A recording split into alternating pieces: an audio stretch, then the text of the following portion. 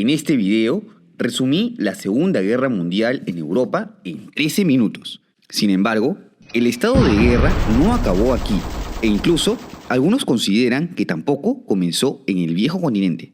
La región de Asia-Pacífico se encontraba en guerra desde hacía unos años más, además de ser el último foco de resistencia del eje hasta la rendición incondicional de Japón.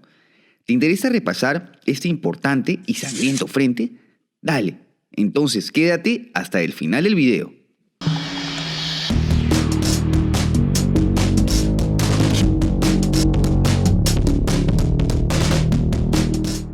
Como siempre, analicemos el mapa de la región, no de 1939 cuando comienza oficialmente la Segunda Guerra, sino el de julio de 1937, a vísperas de la Segunda Guerra entre China y Japón. Este último se había proclamado como un imperio desde fines del siglo XIX, época en la que comienza su expansión. Para este entonces ya se había extendido por Corea, Taiwán y varias islas del Pacífico como las Marshall, Mariana del Norte, Palaos, Carolinas, entre otros. Asimismo, Japón ya había incursionado en China, su principal rival en la región y a quien ya le había arrebatado la hegemonía desde 1931, año en que concretan la invasión de Manchuria, creando el estado títere de Manchukuo. Esto gracias a la tremenda inestabilidad por la que pasaba el gigante asiático, quien lo convertía en presa fácil ante el expansionismo nipón. Yéndonos al sudeste asiático, encontramos presencia de las potencias occidentales. Francia controlaba gran parte de la Indochina, en donde solo Tailandia conservaba su independencia. El Reino Unido poseía Birmania, Malasia y varios territorios en Oceanía, en donde compartía la hegemonía con sus aliados Australia y Nueva Zelanda. Por su parte, los Países Bajos dominaban el actual Indonesia, mientras que Estados Unidos tenía presencia en las Filipinas y en varias islas como Guam, muy cercanas a las Marianas japonesas, Midway y Hawái. En este escenario, Japón había promulgado desde 1930 el concepto de la esfera de coprosperidad de la Gran Asia Oriental, en la que sugería un bloque de naciones liderada por ellos mismos y libre de la influencia occidental.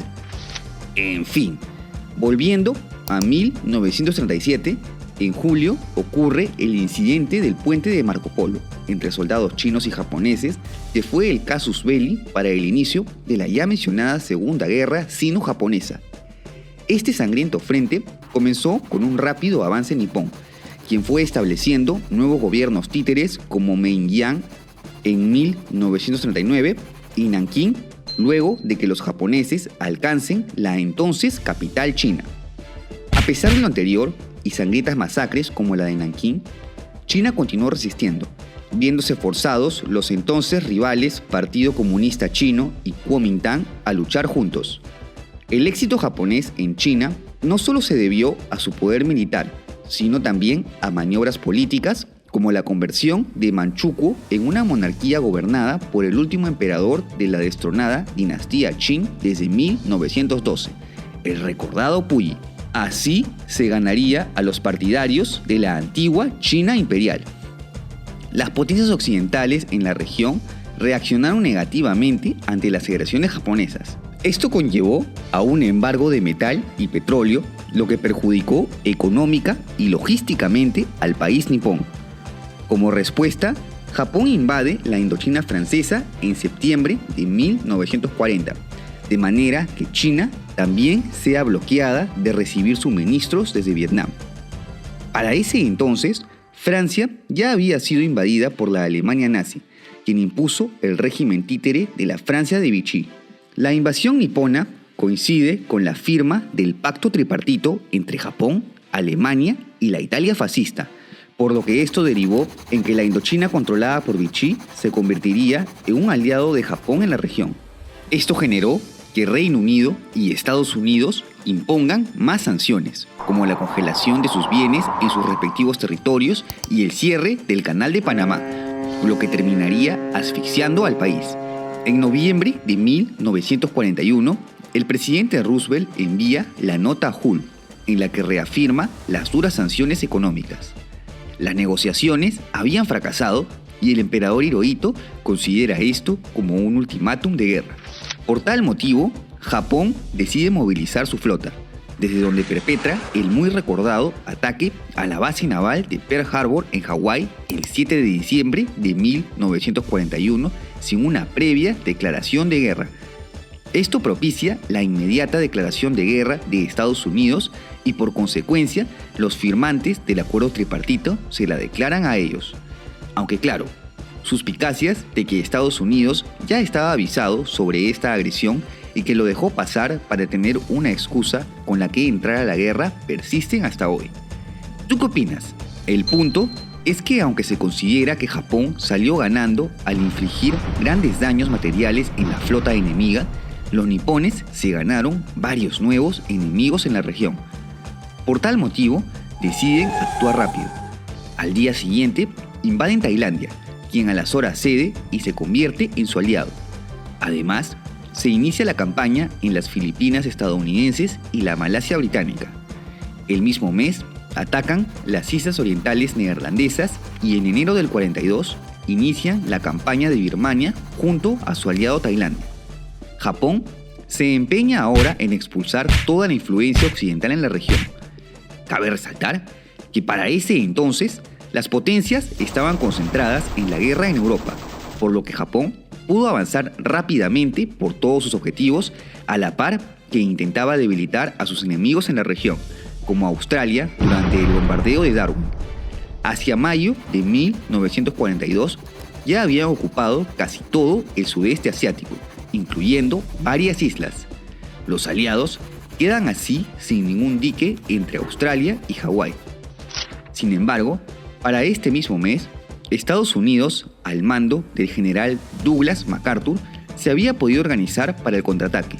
Destaca la Batalla del Mar de Coral, considerada el primer fracaso de una ofensiva nipona, además de ser el primer enfrentamiento directo de la historia entre dos portaaviones. Esta batalla se considera una derrota estratégica de Japón al fracasar en su intento de tomar Port Moresby, desde donde podría conquistar Australia. Sin embargo, el verdadero revés que representó el punto de inflexión en este frente ocurrió un mes después en la batalla de Midway, en la que se frena el intento japonés de seguir expandiéndose por territorios enemigos y de destruir a su flota. Además, Japón pierde 4 portaaviones y 248 aeronaves, que limitó tanto su capacidad ofensiva aeronaval como su defensa. El siguiente frente destacable de la guerra comenzaría en agosto del mismo año, en el que se da la campaña de Guadalcanal, la primera gran ofensiva terrestre de los aliados en contra de Japón. Más exactamente en las Islas Salomón, en ese entonces colonia británica, pero ocupadas por Japón desde mayo del mismo año.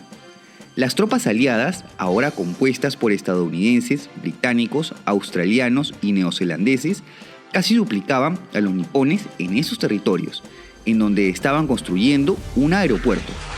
Gracias al factor sorpresa, los aliados pudieron dar con iniciales victorias, tras la que fueron retenidos por una dura resistencia japonesa.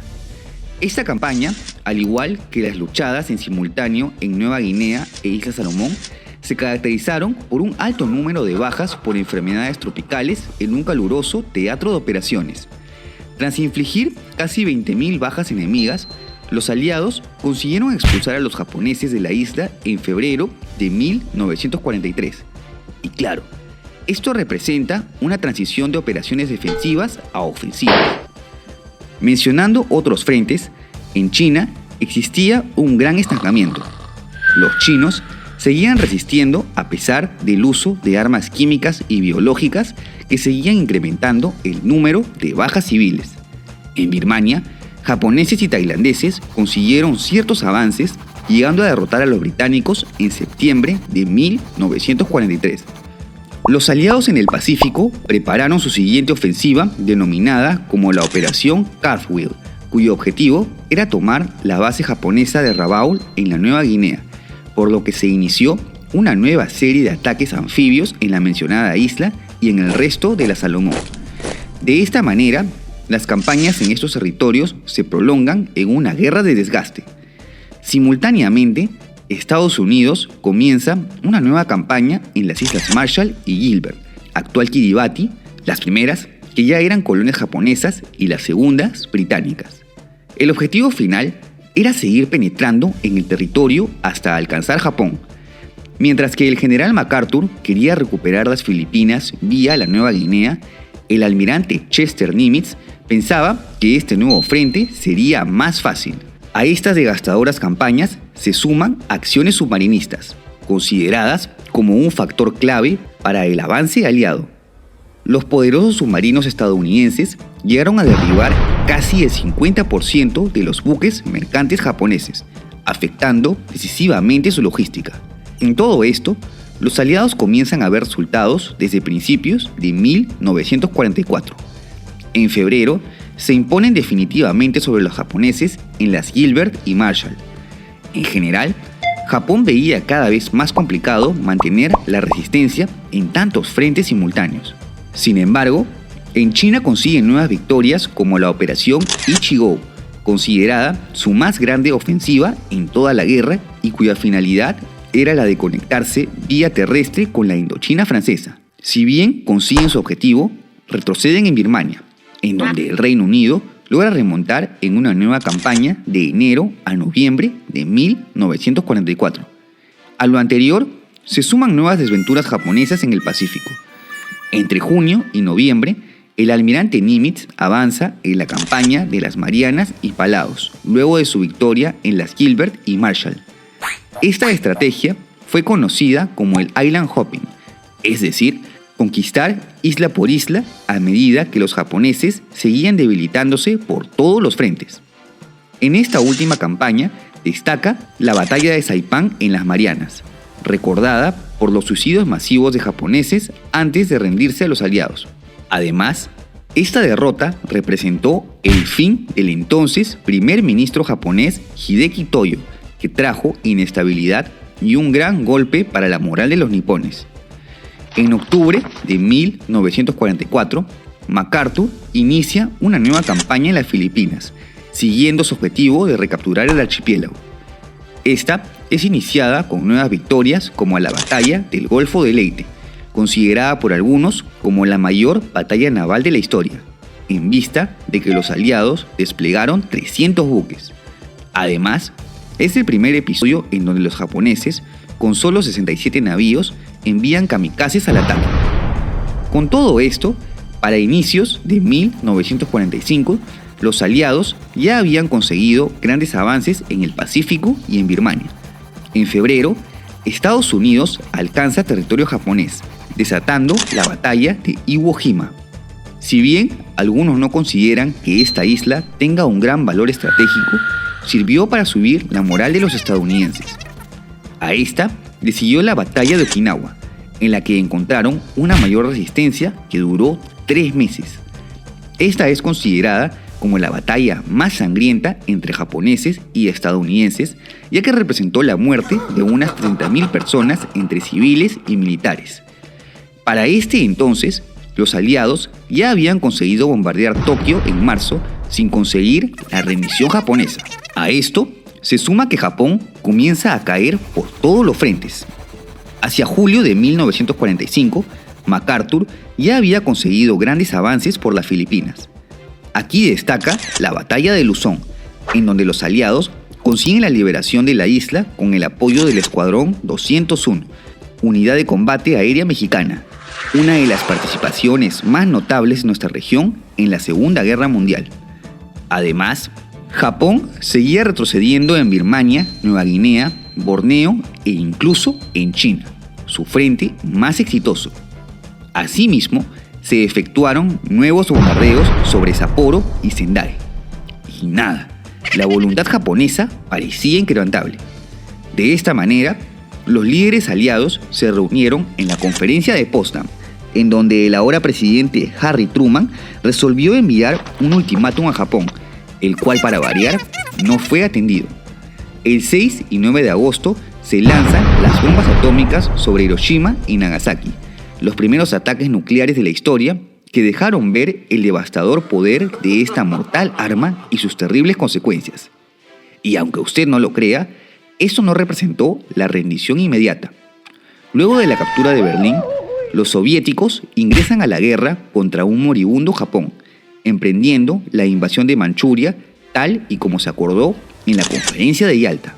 Tras la muerte de 21.000 soldados nipones más en la guerra contra los soviéticos y aún sufriendo las consecuencias de las bombas atómicas, los japoneses finalmente firman la rendición el 12 de septiembre de 1945, día en el que se considera el fin de la Segunda Guerra Mundial tanto en Asia como en todo el mundo.